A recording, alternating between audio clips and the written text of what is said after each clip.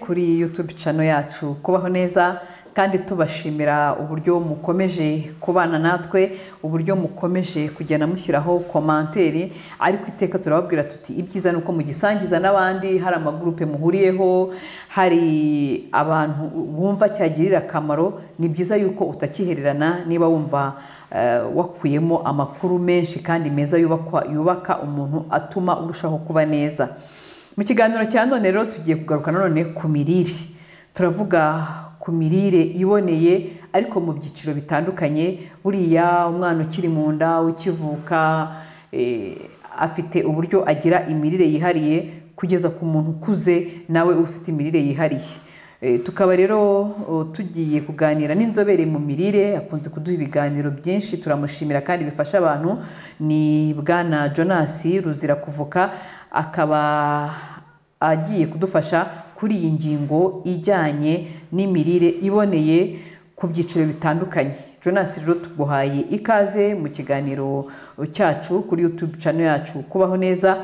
Dutangira reka tumaze tuvuge tuti ni ryari abantu bavuga ko indyo yuzuye. Murakoze cyane.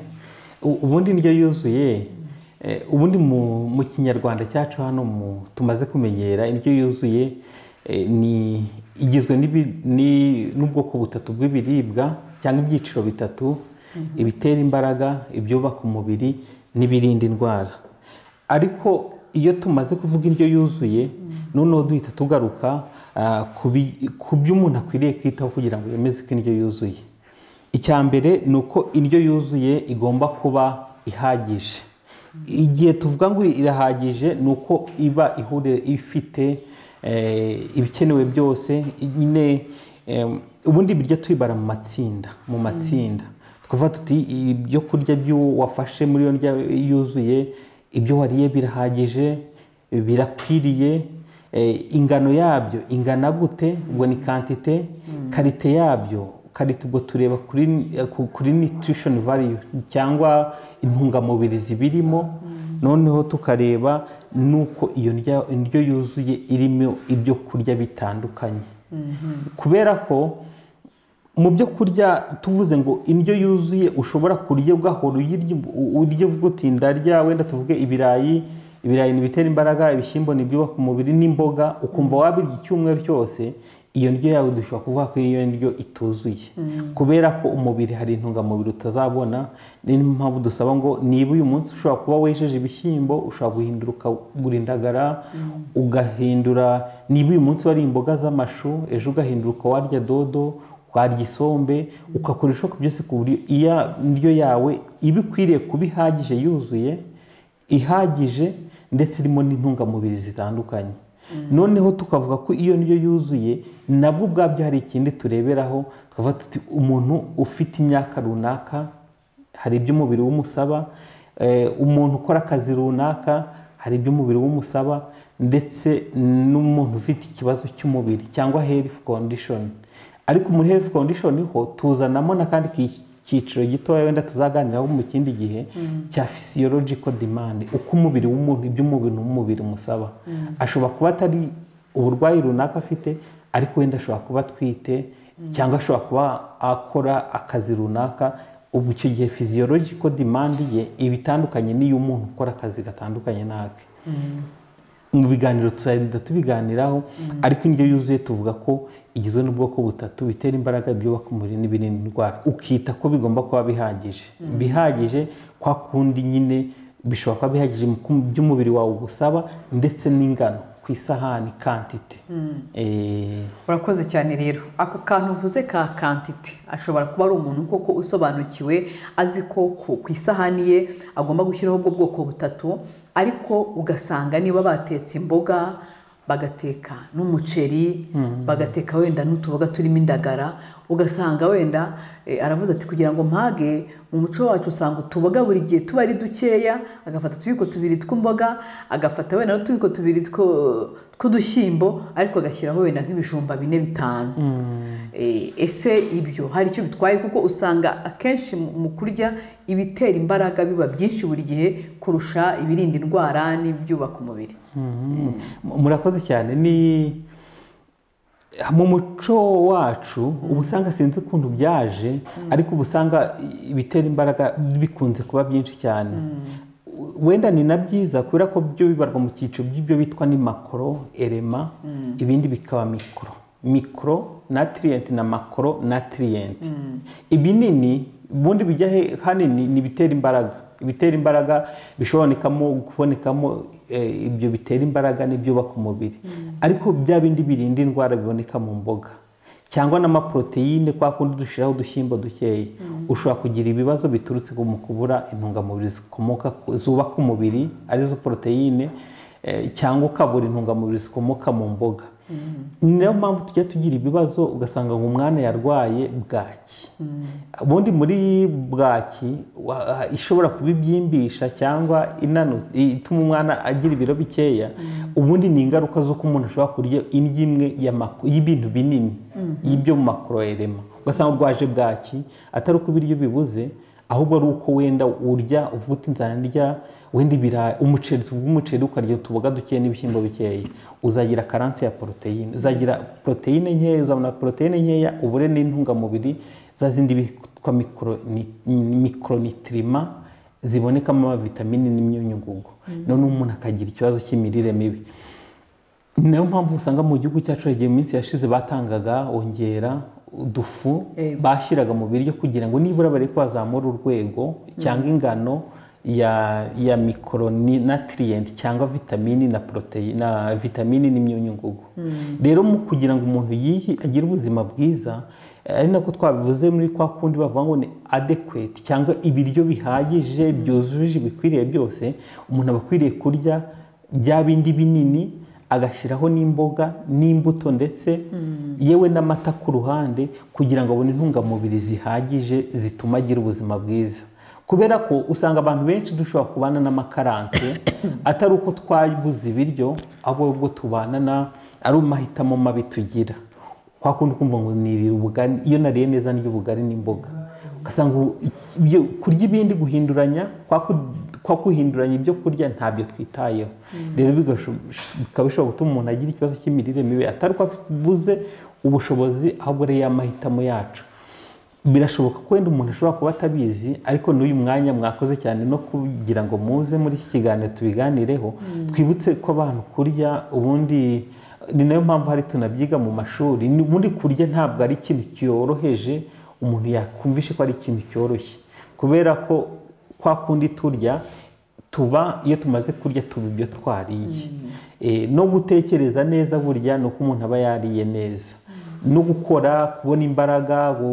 akazi kose dukora ni uko tuba twariye kandi noneho kurya bigomba kuba kwitabwaho bikagenzurwa bikitabwaho ukarya ibikwiriye kuko kutarya ibikwiriye ni hahandi usanga n'ingaruka zaje wenda turi buze kubibona tuzanabibona no mu biganiro byashize twabiganiriyeho buriya kuhitamo nabi mu bijyanye n'ibyo kurya ingaruka ziraza ushobora kubikora igihe kirekire ingaruka zikaza yewe ukazamura ibiro diyabete ikaza ubwoko bwa kabiri ushobora kugira ibibazo bitandukanye biturutse ku kuba wahisemo nabi mu bijyanye n'imirire kandi atari uko wenda ubuze ubushobozi ahubwo wenda uko nyine utabyitayeho ari nayo mpamvu dusaba mu kiganiro nk'iki ngo abantu ku bintu byo kurya bajye babitekerezaho ntibazumve ko niba ufite ubushobozi ugomba kurya bya bindi byinshi kuko wenda nzarya inyama gusa nzarya inyama iyo narimba nariye inyama ukarya inyama gusa ukazamura urugero rw'ibinure mu maraso cyangwa mu mubiri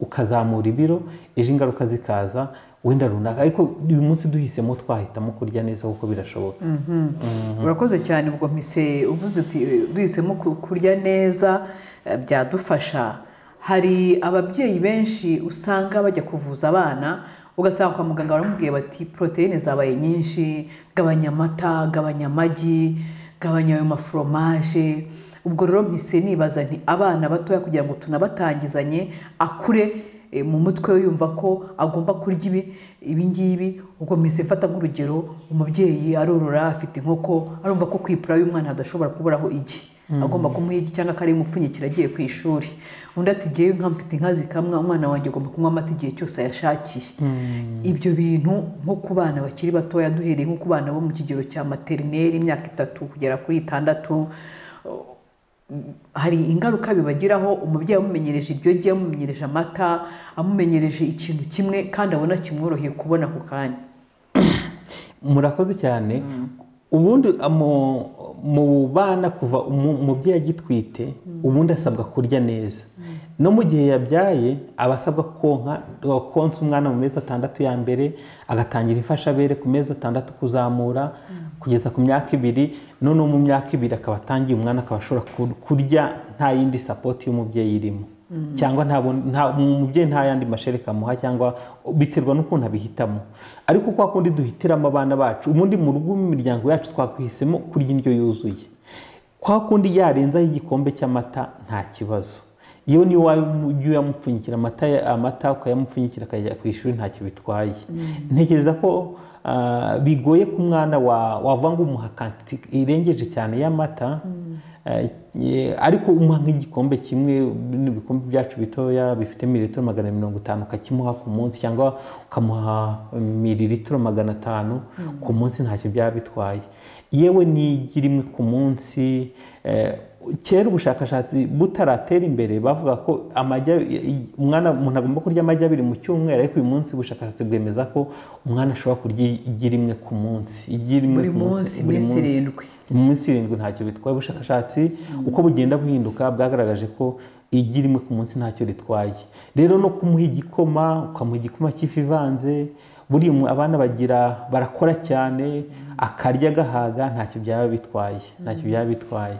Twirinda gushira amategeko menshi ku mwana ugikura bitewe nuko bakeneye intungamubiri zitandukanye. Iyo umushize amategeko menshi ngo gabanya ibi, reka ibi, bishobora kurangira umwana agize ikibazo cyo kutakaza ibiro, kandi ari mu gihe cyiza cyo gukura, akeneye gukura. Rero akeneye intungamubiri nyinshi, keretse iyo byakabije nibwo ushobora ureba ibiro byo ukabona wenda birakabije, birazamuka cyane. Hari uburyo tubipima tukareba, twafata ibiro niba bikabije, noneho twagira icyo duhindura mu byo yarasanzwe afata, twagabanya ubu bwoko bw'ibyo kurya akunda gufata, tukabisimbuza ibi ngibi, ariko tutamubujije kurya.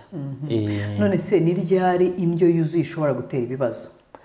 Ubundi indyo yuzuye ntabwo yagakwiriye gutera ibibazo, ubundi ntitera ibibazo, kubera ko twamaze kureba bya bice bindi twitaho karite, quantité, adequacy, nyine kubiri adequate, bya bindi twamaze kureba, bya bindi byose twitaho, ubundi indyo yuzuye ntiyagakwiriye guteza ibibazo. Ahubwo biba ikibazo urya neza kwa kundi uhitamo ibyo kurya, ariko wenda hakaba ari ibindi bibazo ku ruhande. Hari ubundi buryo ubaho bushobora gutuma bya bindi urya bizamura ibiro, cyangwa bigatuma bya bindi urya ugereranyije n'akazi ukora ugasanga urya bike ugereranije, ibiro bikagabanuka. Izo kondisiyo zindi zo ku ruhande zishobora gutuma ibibazo biza. N'ibiro bishobora kuzamuka, ariko ubundi buriya no kuzamura ibiro ntabwo duhita tuvuga ko ari imirire yateye ikibazo, ahubwo tubona ko byazamutse twafata ibibazo bishobora kuza, kuko kugira ibiro byinshi ubundi ntabwo twirinda kuvuga ko ari ikibazo. Biba ikibazo iyo byateye ikindi kibazo. Wavuga ko ari nka risk factor, ariko ibi risk factor iyo byateye ikibazo. Niyo mpamvu umuntu ufite ibiro byinshi ntabwo tumutera ubwoba ngo afite ikibazo, kubera ko nta kibazo aba agifite, akiri muzima, nta kindi kibazo aragira cy'ubuzima. Ubwo rero mpise nibaza ko hari abantu benshi bajya kwa muganga ugasanga barakubwiye bati gabanya ibi, gerageza isukari uyireke, gerageza ku isahani yawe ibitera imbaraga, ibi tuvuga ngo ni ibinyamafufu, ibijumba, ibitoki, ibirayi ubigabanye ugire dukeya, ahubwo urya imboga nyinshi, isahani yawe nunabishobora ibitera imbaraga ubireke, urya imboga gusa, wenda ushyireho utwo tugi, izo ndagara, icyo gihe ni ukuvuga ngo baba babonye ko byatangiye gutera ikibazo nk'uko wabivugaga. Ubundi kwa muganga, iyo wagiye kwa muganga uba ufite health condition, ufite impamvu ishobora gutuma ujya kwa muganga. Iyo mpamvu rero muri medical condition cyangwa ibindi bibazo bijyanye n'uburwayi, nibwo bashobora kubwira bati ikintu runaka gihindure. Indyo yuzuye ikwiriye kuri wowe ni iyi, uragabanya ibi, wongera ibi ngibi, bitewe n'uburwayi bishobora kubaho. Ariko icyo gihe ntabwo tuvuga ko ari indyo yuzuye yabiteye. Bishobora guterwa nuko nyine hari ikibazo cyaje mu buzima, cyaje cy'uburwayi, bigatuma bakubwira ngo gabanya ibi ngibi, ariko ubundi indyo yuzuye ntabwo ishobora gutera ibibazo. Ubundi ni nayo mpamvu nko ku ndwara runaka hari nk'aho bigera nko kwenda ko tugeze nk'umuntu urwaye impyiko, ugasanga icyo asigaye arwana nacyo ni ukuringaniza yitwa potasiyumu na sodiyumu intake ye. Ugasanga sodiyumu hari ibibazo bigera ugasanga ufite impyiko, ufite n'umuvuduko w'amaraso, none ugasanga nuramuka ukeneye kumanura sodiyumu ubundi wagafashe potasiyumu. Hari ibyo bita ama electrolyte aba mu mubiri w'umuntu, kugira ngo abanye sodiyumu ndazamura kante potasiyumu, wenda ugasanga na potasiyumu ye nayo yarazamutse. Iyo ni health condition. Icyo gihe iyo aramutse duhuye cyangwa agahura n'umuntu uri bumufashe mu bijyanye n'imirire, ashobora kumubwira ati gabanya ibyo kurya runaka, ariko nyine biba bibaye kondisiyone ko twita cyane muri ntuza mu kugenzura ibyo umuntu akwiriye kurya. Twita ku myaka, activity level cyangwa akazi akora, ndetse na health condition. Mu health condition hashobora kuzamo physiological demand, ubwo cyangwa ibyo umubiri umusaba nk'umudamu utwite, cyangwa medical condition. Cyangwa medical condition ni uburwayi runaka umuntu aba afite. Rero indyo yuzuye iyo cyangwa ikwiriye, iyo umuntu afite ikibazo nabwo turamufasha, ariko ntabwo bimubuza kugira ubuzima bwiza. Dukora ibishoboka byose ku buryo muri bya bindi ari bufate turi buze gukora ibishoboka byose akagira ubuzima bwiza. Ko burya n'indyo yuzuye impamvu yayo ni ukugira ngo umuntu agire ubuzima bwiza, akomeze akore, akorere igihugu, akorere umuryango, arere abana, akorere n'umuryango we. Dusoza wenda kuri iyi ngingo, nashakaga ngo muse nk'abafasha abantu, nubwo bigoye kubivuga wenda mu gihe gitoya, ariko tuvuge nk'icyiciro cy'abana batoya bari gukura kugera wenda ku myaka 18, 20, indyo yuzuye ni iyihe? Ariko se abamaze gukura bageze no mu ngo bo babigenza bate? N'abakuze noneho umubiri watangiye gusaza, bo noneho indyo yuzuye ni iyihe? Murakoze cyane. Ubundi abana bacu iyo tumaze bakivuka, uburyo bwo kubaho mu gihe cy'amashereka, umubyeyi tumusaba ko ari we wiyitaho, akarya neza, akagenda nyine akarya neza indyo yuzuye ihagije kandi ifite irimo n'ibyo intungamubiri zihagije, kugira ngo abone amashereka ahagije yonsa umwana mu gihe cy'imyaka 2. Ariko ku mezi 6, iyo umwana agize amezi 6, umubyeyi aba akwiriye kumutangiza imfashabere. Imfashabere nabwo hari uburyo nyine dutangira kugira ngo umwana atangire kurya, akavuga ngo ndahera ku tuntu tworoheje, turi liquide, semi solide, solide, bikagenda bizamuka kugeza atangiye kumenya kurya, akageza ku myaka 2 cyangwa n'ibiri kuzamura hashobora gucuka.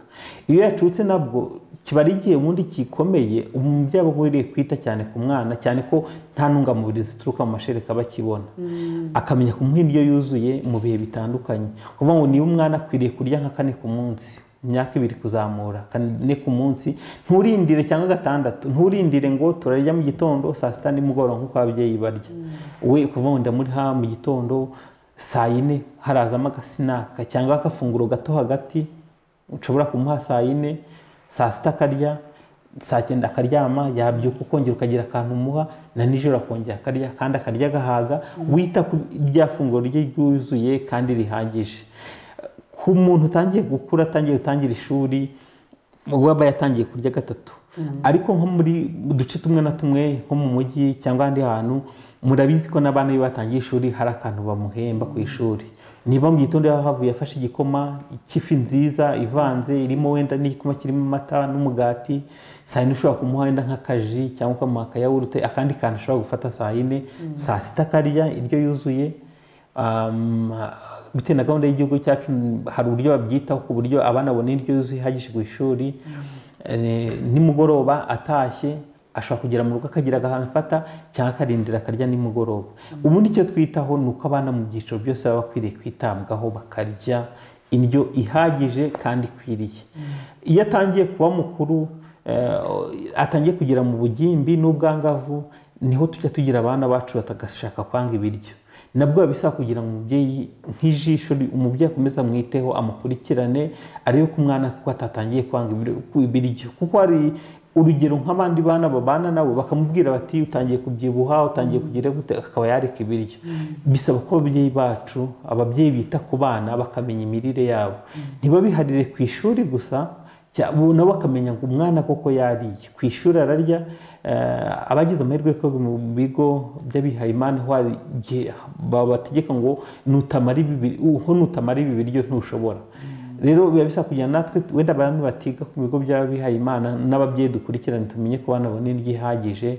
Kwa kundi tujya mu nama z'ababyeyi ku ishuri tumenye ngo amakantite hari ibipimo biba byaragenwe by'indyo ikwiriye ku mwana, tumenye ngo ibigo birayibaha umwana wacu batazagira ikibazo kijyanye n'imirire mibi bari mu cyiciro cy'ubugimbi cyangwa muri iyo myaka bari ku ishuri. Noneho nk'ugeze mu gihe cyo gushaka we ubundi hoho niho biza ibibazo, ari naho nabwo tuba dusaba kugira ngo twibutse ko abantu mbere yo gushaka yo gukora umuryango nabwo aba akwiriye kwiyitaho, akarya indyo ihagije ikwiriye ituma atagira amakaranse, cyangwa ugasanga kwa kundi ya mirire mibi afite mbere yo gushaka izagira ingaruka mu bihe yaramaze gushaka yatangiye gutwita, bikaba byagira ibibazo cy'imirire mibi. Rero nabwo ni ikiganiro kinini ku badamu batwiteho, bizana birakomera cyane ko urumva ko bisaba demand cyangwa intungamubiri zikenewe ziba ari nyinshi cyane ugereranije